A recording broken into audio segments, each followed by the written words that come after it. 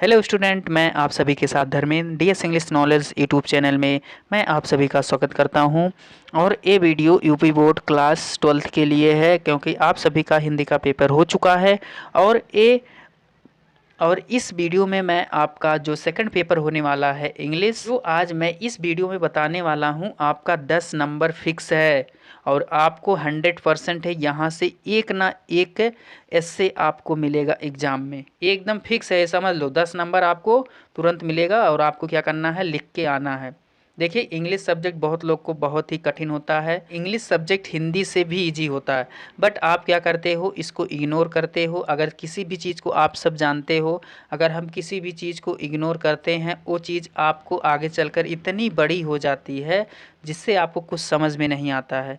ये कुछ है नहीं, बहुत इजी है। बस आपको एक चीज़ आना चाहिए, एक ट्रांसलेशन है। और आपके अपने इन्वायरमेंट में जितनी भी चीज़ दिखाई दे रही है सभी की इंग्लिश आना चाहिए।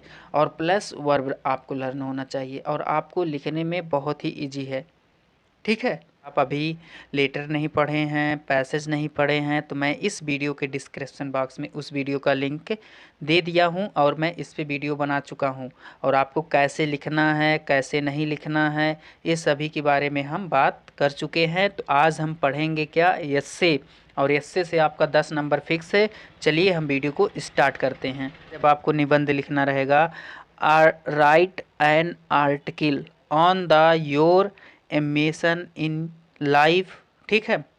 योर एम्बिशन इन लाइफ कहने का मतलब है, और करके दे रहा है कि इसमें से कोई एक आपको लिखना रहेगा जिस पे आपको 10 नंबर मिलेगा। और कैसे लिखना है, पॉइंट डालकर लिखना।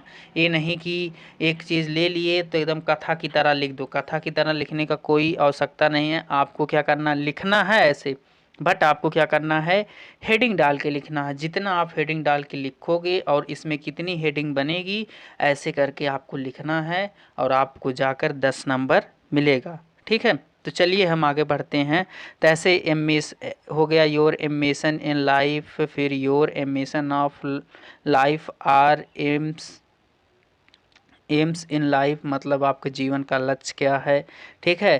तो ये सभी आपके लक्ष्य के बारे में बताया जा रहा है, एम्बिशन क्या होना चाहिए इसका। अब देखिए पॉइंट में क्या क्या लिखना है। और जितना मैं आज बताऊंगा, जितना मैं बताया हूं आपको, कि इतने आपको निबंध मिलेंगे। और इसी मन से आपका कोई एक आएगा। और ज़्यादा आने का चांस क्या है, मैं आपको वीडियो को लास्ट में बताने वाला हूं। पहले इस चीज़ को समझ लो। देखिए, हेडिंग में पहले आप क्या करोगे, इंट्रोडक्शन लिखोगे। मतलब जो भी निबंध आपको मिलेगा, इंट्रोडक्शन। फिर उसके बाद आपका दूसरी चीज़ हेडिंग डालना है, ऐसे करके ये चीज़ लिखना है। ऐसे पॉइंट में डालकर रीज़न क्या होता है, तो रीज़न बताओगे। यहाँ पर देखिए तीसरा तीसरा ऐसे पॉइंट डालकर आपको लिखना है, ठीक है। फिर ऐसे इसका शॉर्ट अर्निंग क्या होता है, ये सब चीज़, ठीक है। फिर ऐसे पांचवी पॉइंट हो गया, बेटर यूज़ आ टैलेंट, ठीक है। पांचवें पॉइंट में ये कहा जा रहा है। ऐसे पॉइंट में आपको लिखना। देखिए, मैं यहाँ पर आपको अर्थ नहीं बताने वाला हूँ और ना तो पढ़ के बताऊँगा। बस मैं आपको एक तरीका बता रहा हूँ, और कौन कौन सी टॉपिक इम्पॉर्टेंट है वो चीज़ मैं बता रहा हूँ। अगर मैं ऐसे सबको पढ़ के बताने लगा तो आपकी वीडियो बहुत ही लॉन्ग हो जाएगी। बस आपको ये समझना कि क्या क्या आएगा पेपर में और क्या क्या फिक्स है आपका। अगर आप 3 चीज़ कर लेते हो तो 30 नंबर हो गया आगे। और आपका ग्रामर का कुछ पोर्शन रहेगा, ये कर लोगे आप, अच्छे तरीके से आप पास हो जाओगे। जो जो चीज़ मैं बता रहा हूँ, और 2 चीज़ मैं बता चुका हूँ, ठीक है। इस वीडियो के डिस्क्रिप्शन बॉक्स में इस वीडियो का लिंक दे दिया हूँ। अब आगे देखते हैं। और लास्ट में आपको भूलना नहीं है, लास्ट में जो भी निबंध मिलेगा उसका आपका कंक्लूजन लिखना है, ठीक है। क्या लिखना है, कंक्लूजन, ठीक है। जो होता है सारांश, जैसे कोई भी टॉपिक रहेगा उसको एक लाइन में बता देना है, ठीक है। उसी में पूरा उसका रहस्य छिपा रहेगा। अब हम आगे बात करते हैं जो आपका अगला आने का चांस है, बहुत ही इंपॉर्टेंट। ये देखिए आपका नेक्स्ट आर्टिकल है, ठीक है। अब इस आर्टिकल को हम पढ़ते हैं, right article on this topic. ये आपका टॉपिक दिया। और का मतलब आप सब समझ रहे हो क्या होता है। और का मतलब यहाँ पर जो और है, ए और है, फिर ए और है, ठीक है। और का मतलब होता है अथवा। इसमें से जो पॉइंट आपको समझ में आ रही है, जिस पे आप ज़्यादा से ज़्यादा लिख सकते हो, उसी में से कोई एक पॉइंट आपको चूज करना है। और उसी के बारे में आपको निबंध लिखना है, जैसे आप हिंदी में लिख के आए थे। तो चलो यहाँ से कोई भी एक चूज कर लेते हैं। यहाँ पर देखिए, अब आपको जब कोई भी टॉपिक चूज करोगे पहले उसका इंट्रोडक्शन लिखोगे। क्या लिखोगे? इंट्रोडक्शन। जैसे आप अपना इंट्रोडक्शन देते हो सेम ऐसे जो टॉपिक रहेगा उसका इंट्रोडक्शन देना। फिर आपको दूसरा क्या करना, उसका इम्पोर्टेंस बताना कि उसका महत्व क्या है। ठीक है, महत्व मतलब आपके जीवन में महत्व क्या रखता है उसके बारे में बताना है, क्या इम्पोर्टेंस है। आगे फिर आपका जो तीसरा रहेगा उसका लिखना है कर्सेस ऑफ साइंस। मतलब इसका कर्सेस का मतलब साहस, कैसे आपका साहस हुआ कि ये चीज़ हम कैसे यूज करें कैसे नहीं यूज करें, इन सभी के बारे में बताया जा रहा है। फिर आपका नेक्स्ट पॉइंट है मिसयूज ऑफ साइंस, की साइंस का मिसयूज कैसे हो रहा है। ठीक है, फिर आगे आपका, फिर लास्ट में आपका आता है क्या, कंक्लूजन। कंक्लूजन लिखना है। अभी मैं आपको पीछे बताया हूँ, कम से कम ज़्यादा से ज़्यादा आप 5 पॉइंट 3 पॉइंट तक लिख सकते हो। ठीक है, 3 पॉइंट बना के अच्छे से लिख देना। कम से कम आपको लिखना रहेगा 2-2.5 पेज। ठीक है, तब जाके आपको 10 नंबर मिलेगा। आगे अब देखिए नेक्स्ट जो है आपका नेक्स्ट आर्टिकल जो है, नेक्स्ट आर्टिकल है टेररिज्म। टेररिज्म आप सबको पता ही होगा, जो आतंकवादी होते हैं उसके बारे में बताया जा रहा है। यहाँ पर देखिए कहा जा रहा है right an article on this topic horror of terrorism और टेररिज्म। ठीक है, और करके दिया है, इसमें से आप पढ़ना जो आपको अच्छा लगे, जिसके बारे में ज़्यादा नॉलेज है, जिस पे आप ज़्यादा से ज़्यादा लिख सकते हो, उसी मन से कोई एक चूज करना और ऐसे करके पॉइंट आपको डालकर लिखना है। ठीक है, पहले पॉइंट आपको क्या डालना है, इंट्रोडक्शन। सब में इंट्रोडक्शन, फिर उसका इम्पोर्टेंस क्या है, फिर इंडियन टेररिज्म के बारे में बताना है, भारत के जो आतंकवाद हैं, भारत में जो आतंकवादी हैं, इन सभी के बारे में। ठीक है, फिर आगे, फिर लास्ट में आपको कंक्लूजन लिख देना। क्या करना है, कंक्लूजन। क्लियर है? अब हम आगे बात करते हैं। ये जो आपका निबंध है बहुत ही इंपॉर्टेंट है। कहा जा रहा है right an article on this price rice in India.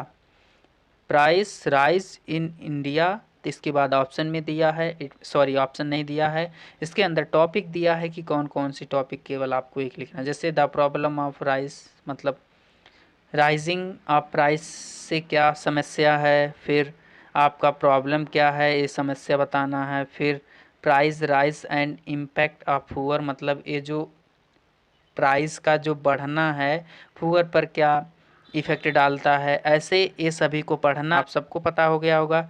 Introduction डालना है, फिर कॉजेज ऑफ राइजिंग प्राइस क्या होती है, फिर ऐसे आपको पॉइंट डालकर सबको लिखना है। लास्ट में आप क्या लिख देना है, कंक्लूजन। कंक्लूजन मत भूलिएगा। ठीक है, लास्ट में आपको कंक्लूजन लिखना है। फिर आगे देखते हैं। आगे आपका जनसंख्या, सॉरी पालूसन पे आपको लिखना रहेगा। ठीक है, पालूसन पे आपको आर्टिकल लिखना है। किस पे, पालूसन पे। ठीक है, आप सब जान रहे हो पालूसन क्या होता है क्या नहीं होता है। ठीक है, इस पे तो आप सब लिख सकते हो।